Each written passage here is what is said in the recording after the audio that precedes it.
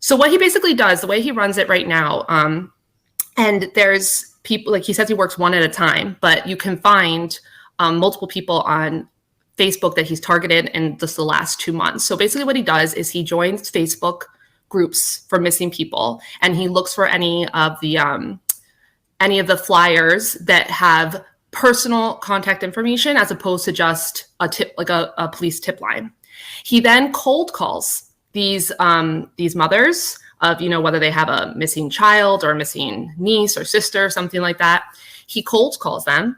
In at least 2 of the cases, he told the people, oh, your local news who covered it, they reached out to me. And that's why I'm reaching out to you. I want to offer my services. And at least one of those cases, the woman knew that was a lie right away because her particular son had not gotten any local coverage. I will agree with you on that because that's how he found me 5 years ago.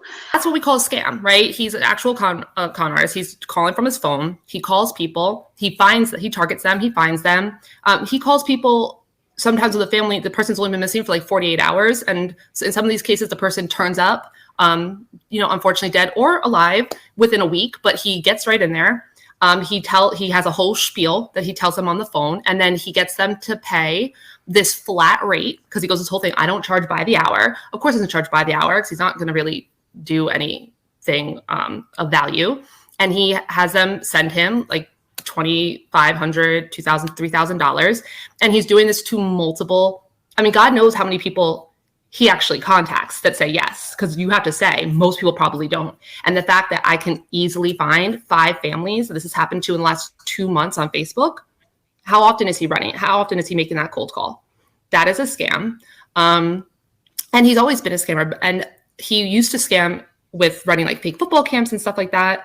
Like you said, with the online betting thing he got in trouble with. And here's one thing. It's not okay to steal money from people or scam people. But it is a whole nother level when the people that you are now targeting are not high school kids who want to play, college ball and their families. Now you're targeting the families of people who are missing, families of people who have passed away, whether from violence or murder or suicide. That is a whole nother level.